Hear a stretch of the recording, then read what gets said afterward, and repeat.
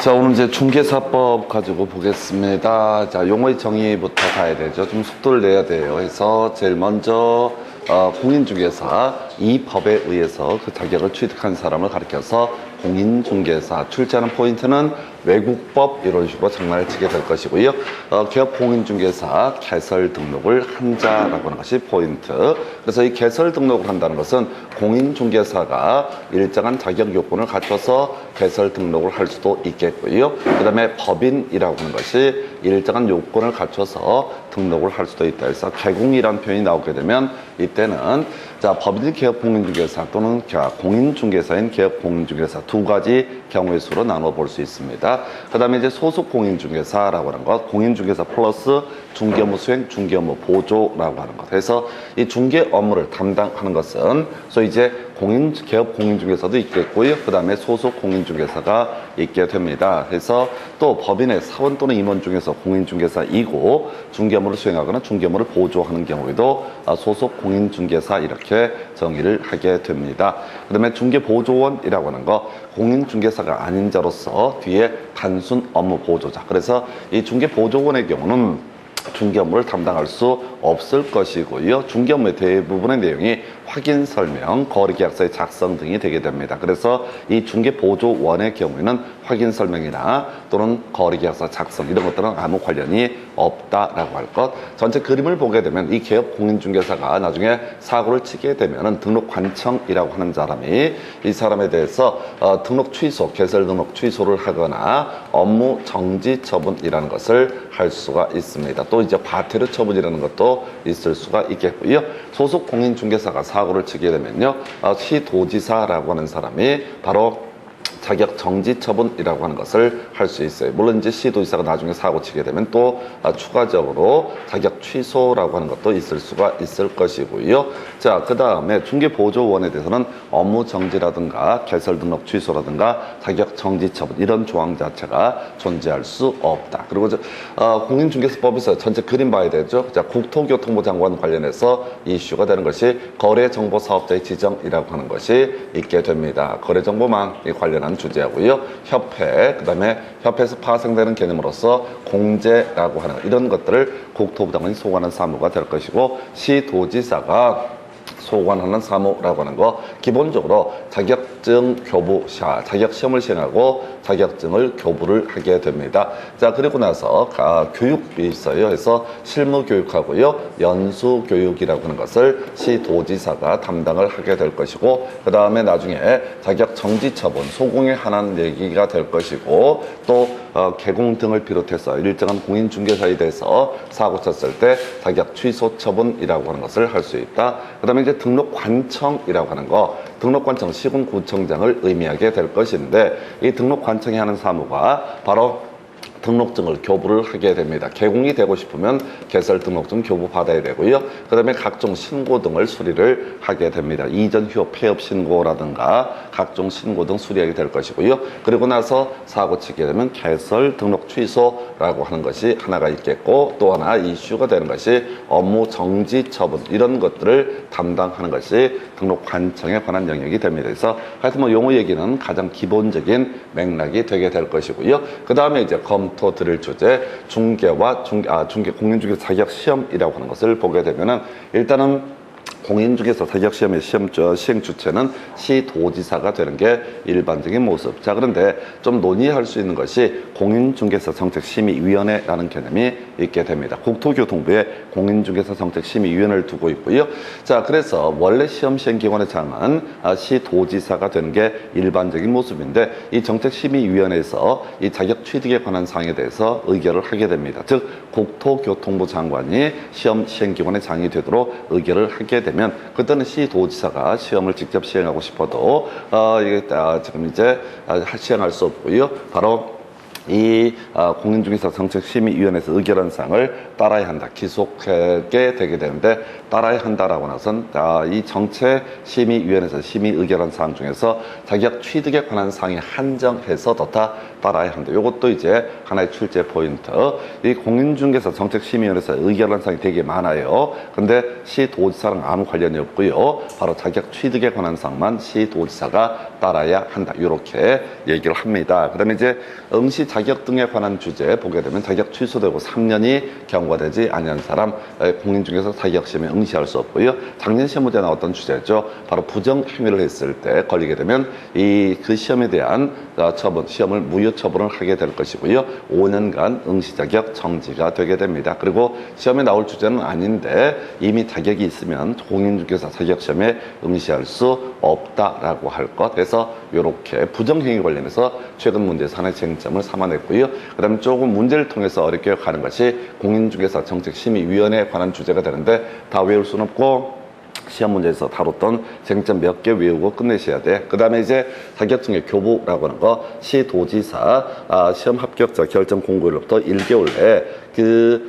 공인중개사 자격증을 교부를 하게 된다. 그래서 지금 이제 시험 시행계획의 장이 시도지사가 되고요. 자격증 교부도 시도지사가 하기 때문에 그 뒤에 있는 내용, 나머지 자격 정지나 자격 취소 처분 또 이런 것들 실무교육, 연수교육을 시도지사가 담당을 하게 된다. 이렇게 스토리를 잡아가게 됩니다. 그래서 자격 시험에 관한 주제 보셨고요. 그 다음에 이제 논의하게 될 것이 이제 공인중개사의 의무라고 해서 자격증의 양도, 양수 등 금지가 되게 된다라고 이렇게 돼 있습니다. 그래서 공인중개사가 다른 사람에게 자기 성명을 사용해서 중개 업무를 하게 하거나 자격증을 양도, 대여하는 양도, 대여 다 같은 말입니다. 그래서 법에서 동어 반복하고 있고요. 양도, 양수가 금지가 되게 된다. 양도 금지되니까 양수를 받는 것도 금지가 되게 된다. 그 다음에 이제 벌칙 관련해서 행정처분 자격 취소 사유인데 큰 쟁점 안 되고요. 행정형벌이라고 해서 1년 이하의 징역, 1,000만 원 이하의 벌금에서 우리가 이제 공부 좀 하셨으니까 3년 3천 머리 글자 따서 외우셔야 되죠. 그래서 개개 직상증토, 개개 직상증토, 시단방위라고 하는 것을 외우고 들어가셔야 됩니다. 그래서 시단방의라고 해서 개설 등록을 하지 않고 중개업을 하거나 그 밖에 부정한 방법으로 중개사무소 개설 등록을 했을 때, 그 다음에 직접거래, 쌍방대리, 증서 등의 중개 매입, 투기 조장 행위, 시세 조종 행위, 단체 구성 행위, 그 다음에 방해 행위, 의뢰 행위에서 일단 머리 글자 따서 개개 직상 증토 시단 방의라고 하는 거 1년에 한 문제짜리, 얘를 제외하면 다 1년 1천으로 해석을 하게 됩니다. 딱 한 문제 제외하고는요, 개개 직상 증토 시단 방의 이렇게만 외우면 나머지 모르면 다 1년 1천에 해당이 된다. 그래서 이 자격증을 양도 대여하는 것도 개개 직상 증토 시단 방의에 해당이 되지 않기 때문에 1년 이하의 징역, 1,000만 원 이하의 벌금. 근데 요거는 항상 마음속에 뭘 외워야 돼? 개개 직상증토 시단 방의라고 하는 것을 외우고 들어가셔야 됩니다. 그래서 개개 직상증토 시단 방의라고 하는 개개 직상증토 시단 방의 때 되면 다 의미 새기게 되니까 일단은 3년 3천 외우고 들어가셔야 돼요. 개개 직상증토 시단 방의. 잘 모르는 내용 뜨게 되면 다 1년 1천 이렇게 그림을 잡아가게 됩니다. 그 다음에 유사 명칭의 사용 금지라고 해서 공인중개사가 아닌 사람은요, 이 공인중개사 또는 이와 유사 명칭을 사용하지 못한다라고 해서 역시 행정형 벌은 1년 1천 등 가게 됩니다. 왜? 개개 직상증토 시단 방의가 아니기 때문에 이런 식으로 이제 그림을 잡아가게 되는 거예요. 그래서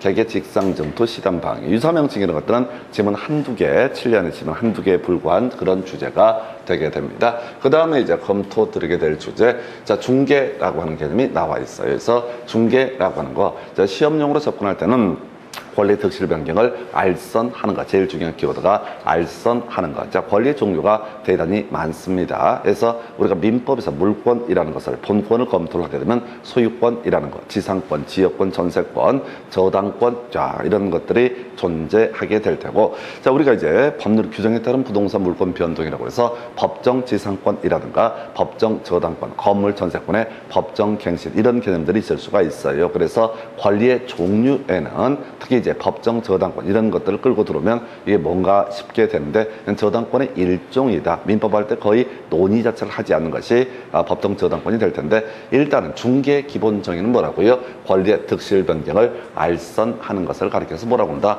중개라고 부르게 됩니다. 그래서 중개냐 아니냐를 따져볼 때 거의 출제 포인트 안 되는데 알선이라고 하는 것이 키워드가 되게 된다. 그래서 알선이란 표현 들어가면 어떻다? 중개 범주에 해당이 되게 된다. 그래서 그러면 알선이 뭐냐라고 했을 때 사회 통념상 자 바로 객관적으로 봤을 때 알선을 위한 행위인지 여부를 가지고 판단을 하게 된다. 그래서 의미는 거의 없고요. 중개 들어가게 되면 뭐라고요? 어떤 권리 득실 변경을 알선하는 것을 중개라고 이렇게 정의를 합니다. 그럼 이제 중개업이라고 하는 것이 그나마 나름대로 어렵게 구성하는 시험 문제 출제 포인트가 될 텐데 원래 정의는 그렇습니다. 다른 사람의 의뢰 받아서요. 바로 보수를 받고 그것을 업으로 하는 것을 중개업이라고 정의를 합니다. 근데 다른 사람의 의뢰 이런 것들은 거의 구성이 되지 않고요. 그 다음에 보수를 받고 자 그 다음에 업으로 하는 것. 그래서 키워드 보수 플러스 업 하게 되면 이게 뭐가 된다? 중개업이 되게 된다. 따라서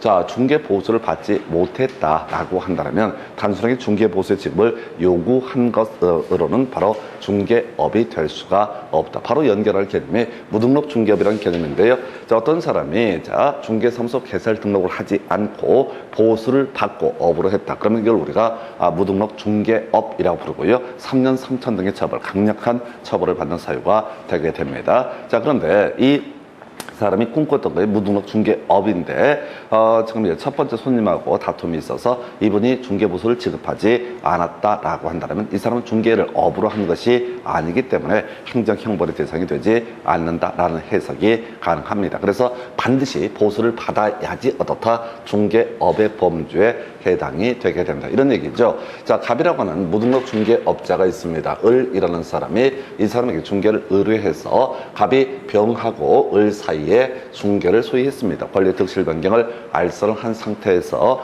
보수를 달라고 했는데 을이 보수를 지급하지 않는 상태에서 갑을 무등록 중개업자로 신고, 포상금 대상이 되는데 신고를 해버렸다라고 고발을 했다라고 했을 때 어떤 문제가 발생한다? 이 사람은 처벌받지 않습니다. 아직은 보수를 받기 전이기 때문에 중개업에 해당하지 않는다. 중개업이 되지 않기 때문에 무등록 중개업의 문제도 발생하지 않는다. 그래서 내가 이제 중개를 의뢰했는데 무등록 중개업자야. 그럼 이제 무등록 중개업자한테 얘를 연맥이고 싶어. 그러면 일단 보수를 지급을 해야 됩니다. 보수를 지급한 다음에 무등록 중개업을 만들고 그 다음에 고소를 하든 고발을 하든 하게 되면은 이 무등록 중개업자로서 3년 3천 등의 강력한 처벌을 받게 된다. 그냥 돈 세이브하려고 진상 고객이 진상 무등록 중개업자한테 보수를 지급하지 않고 버티다 케이스 그리고 고소 고발을 했다라고 할지언정 이 사람은 보수를 받지 않았기 때문에 최소한 그 사안에 있어서는 중개업을 한 것이 아니다. 그래서 중개업이 되기 위해서는 반드시 어떻다? 보수를 받아야지 중개업을 한 것으로 볼 수 있겠고요. 자, 보수를 요구했다라고 하는 거, 보수를 받기로 약정을 했다. 이것만 갖고는 중개업에 해당하지 않는다. 그래서 중개업의 정의 보수업, 그 다음에 이렇게 부수업 갈 텐데요. 자, 업의 범죄에 포함되는 것들을 보게 되면 부수라고 한 것이 나와 있습니다. 그래서 자, 부동산 컨설팅이 부수해서 소위 일정한 중개를 이루어졌다. 이것도 중개업의 범주 또는 금전 소비대차 알선에 부수해서 이게 부동산 컨설팅이 뭐고 금전 소비대차 알선이 뭐고 이런 것들이 중요한 게 아니라 시험 문제 풀어가실 때 부수라는 말이 들어가면 어떻다? 중개업의 범주로 해석을 한다. 앞에 뭐 다른 사람의 의뢰라든가 이런 잡다한 얘기 빼버리고 시험용으로 접근할 때 부수업, 보수업 들어가면 어떻다? 중개업의 범주에 속하게 된다. 자, 그런데 업의 범주에 포함되지 않는 거, 업이라고 하는 것은 계속성을 전제로 하는 개념입니다. 그래서 우연히, 일회 이런 표현 들어가면 어떻다? 이것은 중개업이 아니다라고 할 것. 그래서 시골에서 지금 이제 좀 이제 공인중개사가 좀 있으니까 별 문제가 안 되는데 옛날에 시골에 군 단위는 거의 공인중개사 이런 게 없었을 거예요. 그래서 지금 마을 이장님한테 자 농지 매매 중개를 의뢰해서 그분이 중개를 알선을 해서 결과적으로 권리 득실 변경이 이루어졌다. 근데 50만 원 주기로 했었는데 그거 세이브하고 싶다. 안 주려고 진상짓을 하면서 마을 이장님을 무등록 중개업자로 고소고발했다. 이건 그 사람 중개업을 한 것이 아니기 때문에 우연히 일회에 들어갔을 했으니까 중개업을 한 것이 아니기 때문에 이때는 처벌받지 않는다라고 할 것 해서 자 일단 가십시다. 중개업이 뭐냐 했을 때 보수업 들어가면 어떻다? 중개업. 업이 뭐냐라고 했을 때 부수라고 하는 것도 어떻다? 업의 범주에 포함되게 된다. 그러나 우연히 또는 단일회 이런 표현 들어가면 이때는 중개업의 범주에 속하지 않는다. 이렇게 정리를 하게 됩니다. 자 한편 자 무등록 중개업 관련해서 관련 쟁점들 일단은 중개보수라고 해서 이 무등록 중개업자에게 중개를 의뢰했다라고 했을 때 중개보수 지급의 약정은 무효가 되게 됩니다. 무효가 되게 된다라고 할 것. 즉 중개보수를 지급하지 않더라도 상관이 없고요. 자 중개보수를 지급했다라고 했을 때 그 다음 단계에서 논의하게 될 게 뭐가 있었냐면은 자 지금 부당이득 반환의 법리에 따라서 줬던 돈은 돌려받을 수가 있다라고 할 것. 자 보수 얘기 몇 개 정리를 해볼까요? 자 우리가 중개보수 법정 중개보수라고 하는 것을 뒤에서 공부를 하게 되는데 자 법정 중개보수를 초과수수했다라고 하게 되면 자 법정 중개보수를 초과수수를 했다라고 전제가 되게 되면 이 초과수수한 부분 자체만 뭐가 된다? 무효가 되게 된다 해서 초과수수 부분만 무효가 되게 된다. 이 부분만 무효. 그 다음에 이제 지금 무등록 중개업자와 중개보수의 지급 약정이라고 하는 거 무등록 중개업자와 중개보수 지급 약정은 무효가 되게 된다. 역시 지급하지 않아도 된다. 또 지급했으면 돌려달라고 할 수가 있다. 이런 식의 논리 구조가 되게 됩니다. 해서 자 문제는 이거죠. 지금 이 무등록 중개업자에 대해서는 3년 이하의 징역, 3천만 원 이하의 벌금, 개개, 직상, 증토, 시단, 방해 거기에 걸려서 3년 3천의 처벌을 받게 되는데 무등록 중개업자와 거래를 했던 중개를 의뢰했던 사람은 처벌을 받지 않는다. 지금 시험 문제, 작년 문제에서도 그렇고 주된 논의에 대해서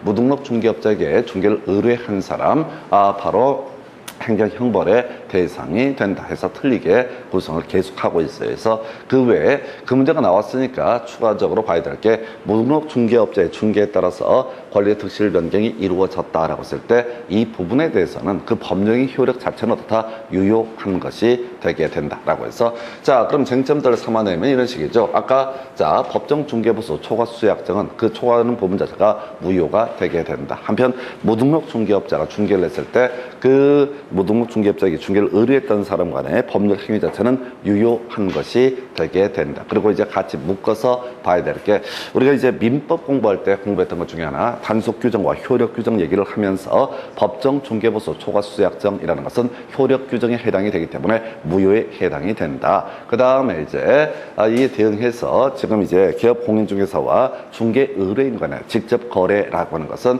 소위 3년 3천의 처벌을 받는 건 별개의 문제로 최소한 이 부분에 대해서는 어떻다? 바로 유효한 것이 된다. 법률행위 자체는 어떻다? 유효한 것이 되게 된다. 해서 단속 규정, 효력 규정에 관한 부분 여기서 나오게 되죠. 그래서 자 공인중개사법에서 단속 규정이라고 하는 것은 개업 공인중개사와 중개 의뢰인 간의 직접 거래라고 하는 것은 어떻다? 금지되게 된다. 이건 단속 규정에 불과하니까 걸리게 되면 처벌을 받는 건 별개의 문제로 개업 공인중개사가 매물을 취득을 했을 때 그 부분의 권리는 어떻다? 취득을 하게 된다. 권리를 취득할 수 있다. 이렇게 그림을 잡아내야 되겠고요. 자, 그 정도까지 해서 자, 그 의외 아까 이제 봤던 것 중에 중개를 업으로 한 것이 아니라고 했을 때 그 중개보수 지급 약정은 유효하다. 이 정도로 보게 됩니다. 그래서 일단 보수업, 부수업 이 얘기하고요. 그다음에 무등록 중개업자에게 중개를 의뢰했다 할지라도 처벌의 대상이 되지는 아니한다. 이 정도가 주된 출제 이슈가 되게 됩니다.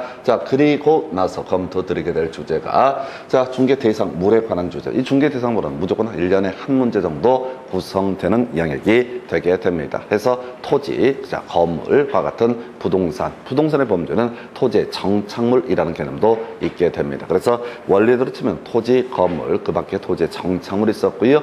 등기된 인목하고 공장재단, 광업재단이라는 것이 소위 중개 대상물의 범주에 속하게 된다. 자, 그래서 이제 실질적인 문제를 접근을 하게 되면 이게 중개 대상물, 법정 중개 대상물의 이 범주라고 하는 거 여기에다가 살을 붙여봐야 되죠. 지금 이제 특정할 수 있어야지 중개 대상물이 될 수 있고요. 그다음에 사적 거래가 가능한 영역에 대해서 중개 대상물이 될 수가 있다. 그래서 일단 토지 관련해서 토지에 관한 각종의 권리 중개 대상물로 토지로 인정이 되게 됩니다. 그래서 우리가 토지를 사고 판다, 이게 가장 일반적인 모습이 되겠지만 지상권을 사고 판다, 전세권을 사고 판다, 이런 것들도 개업공인중개사가 중개를 할 수가 있다라고 하는 것. 둘째 포인트, 특정할 수 없는 권리, 대토권 이라고 하는 것이 있게 됩니다. 그래서 대토권이라고 하는 것은 딱지라고 보통 불리는 부분이 되겠고요. 그래서 이 대토권은 중개 대상물이 아니다라고 하는 거에서 택지 개발지구나 일정한 요건에서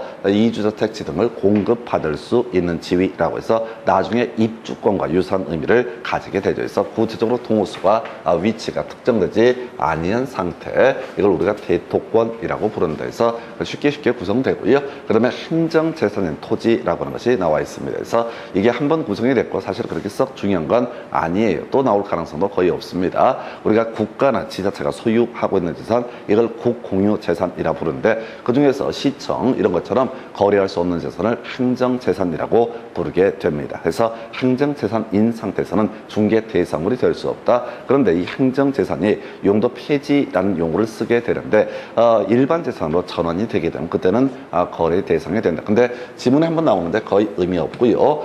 분묘기지권이라고 하는 거 당연히 거래 대상이 되지 않는다. 오래전에 한번 나왔던 주제에서 분묘기지권은 타인의 토지에다가 산소를 설치해서 20년간 평온공연하게 제사 지내오던 사람이 계속해서 그 토지를 이용할 수 있는 권리, 이걸 우리가 분묘기지권. 물론 출제 포인트 다시 두 개가 있었죠. 분묘기지권의 시효취득이라고 하는 거, 20년간 평온공연하게 타인의 토지에다가 산소를 설치해서 이렇게 이제 제사를 지내왔으면 분묘기지권 시효취득하는 게 원칙이다라는 전제에서 시험에 출제가 되는 것은 2001년 1월 13일 장사 등에 관한 법률이 시행되고 나서 설치된 분묘라고 하는 것에 대해서는 더 이상 분묘기지권의 시효취득이 인정되지 않는, 요거 하나 포인트. 두 번째 포인트가 분묘기지권의 소멸이라고 하는 거. 우리가 물권의 소멸 얘기할 때 그런 얘기를 하게 됩니다. 포기의 의사표시 외 공시수단이 필요하다. 그런데 이제 분묘기지권이라고 하는 것은 의미상 이렇게 가는 거죠. 자,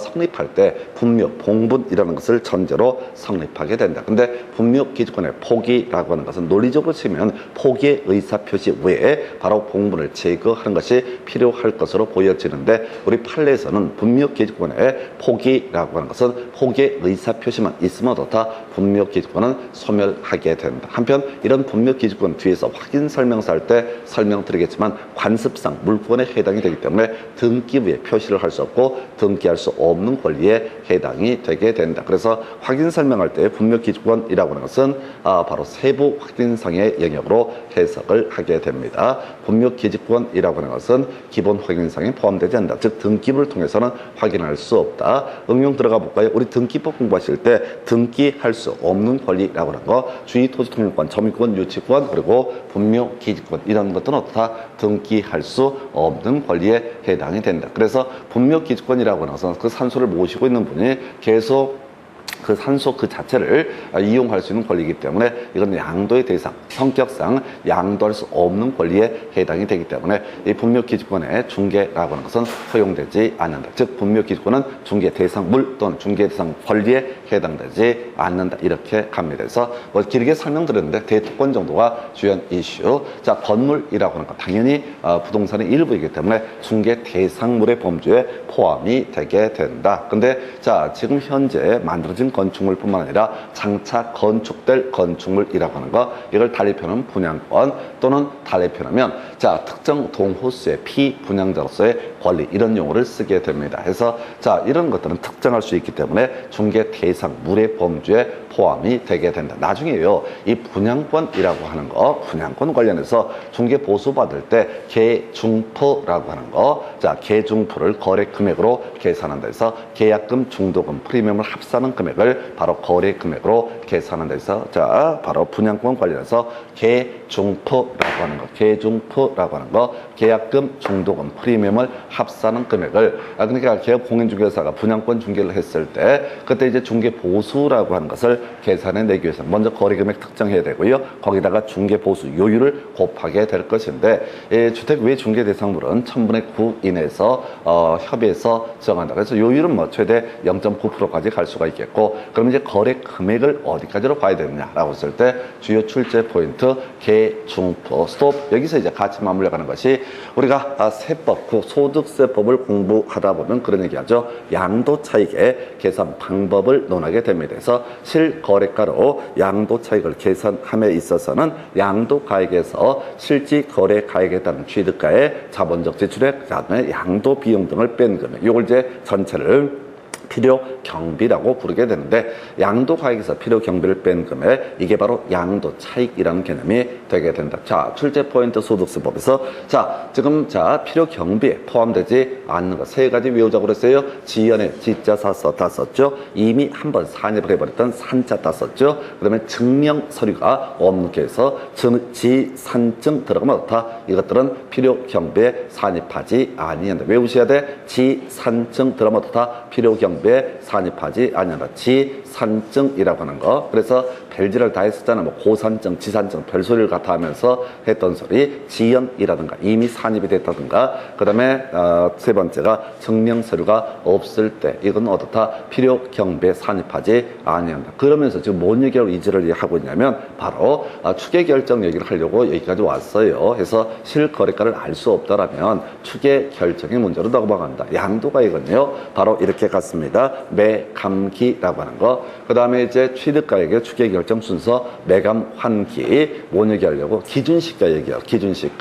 기준시가를 뭐냐 했을 때 토지는 개별 공시지가 등 단독주택은 개별주택 가격 공동주택은 공동주택 가격 등 하면서 자 바로 30회 때 겁나 어렵게 나왔던 거 저거 야 분양권의 양도 관련해서 이거 이제 분양권의 양도를 하려면 실거래가를 알 수 없을 때 기준시가 찾아내야 되는데 그때 기준시가를 뭐라고 한다? 불프라고 하는 거. 불입한 금액과 프리미엄을 합산한 금액. 다시 갑시다. 지금 분양권 관련해서 중개보수 산정할 때는 거래금액 산정할 때 계중포에서 계약금, 중도금, 프리미엄을 합산한 금액 이런 용어를 써요. 근데 세법에서는 그걸 불입한 금액, 계약금, 중도금을 묶어서 불입한 금액 그리고 프리미엄을 합산한 금액에서 자 우리가 공인중개사법에서 계중포, 그다음에 세법에서 불포 다 같은 개념으로 볼 수가 있겠습니다. 그래서 어디까지 갔다가 지금 이제 분양권 얘기하다가 중개보수 얘기 들어갔고 같이 비교해서 지금 소득세법에서 논의했던 개념 설명드렸는데 심심해서 떠드는 거니까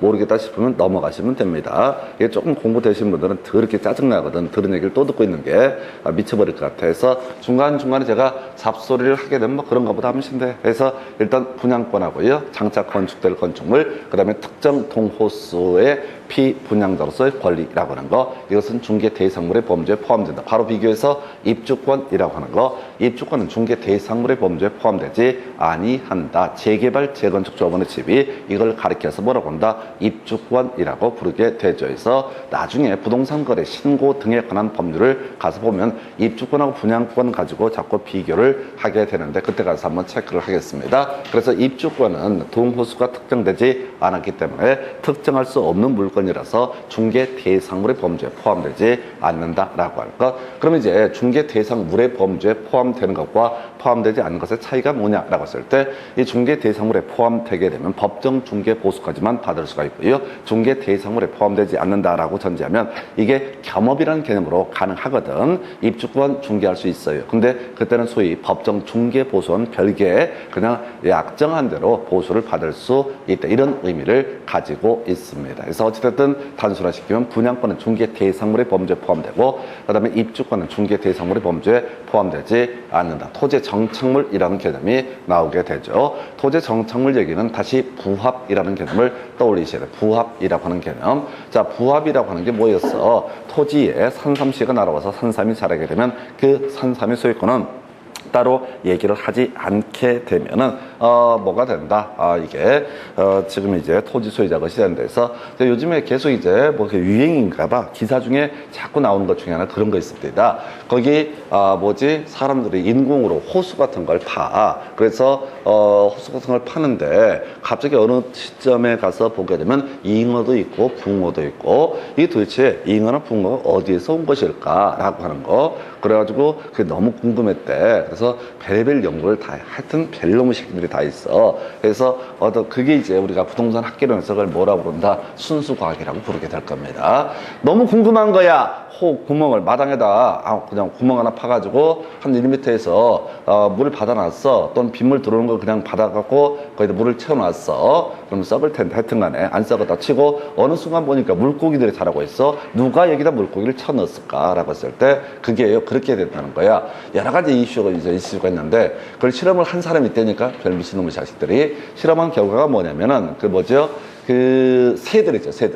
새들이 잉어를 먹는답니다. 잉어를 먹고 물고기를 잡아 먹을 거 아니에요. 그럼 이제 잉어 뱃속에 들어있는 일부 알들이 100% 다 살아남는 건 아닌데 일부가 배설물을 통해서 거기에 떨어지게 되면 거기서 확률은 낮긴 한데 그렇게 해서 이제 잉어가 자라게 된다. 오늘 말씀의 주제 뭐야? 잉어에 대해서 말씀을 드리고 있습니다. 뭔 얘기하다가 부합이라는 얘기를 하다가 내가 내 땅에다가 빗물 받아가지고 호수처럼 고렇게 웅덩이를 파놨는데 잉어가 자라고 있다. 그럼 뭐가 된다? 그건 부합에 관한 문제가 내게 된다라고 하는 얘기. 근데 이런 잡다한 얘기는 안 나오고요. 주로 이슈가 되는 게 농작물하고 수목이라는 개념이 이슈가 되어져 있어 내 토지 위에 농작물이나 수목이 자라고 있으면 토지 소유자는 내가 그 기본적으로 권리를 취득을 하게 된다. 근데 정당한 권원에 의해서 수목이나 농작물이 재배되고 있으면은 그때는 그 정당한 권원을 가진 자가 수목이나 농작물의 소유권을 가지게 되고 토지 소유자가 수목이나 농작물의 소유권을 갖는 것은 아니다라고 할 것. 자, 그래서 지금 보게 되면 요거 있구나. 정당한 권원에 의해서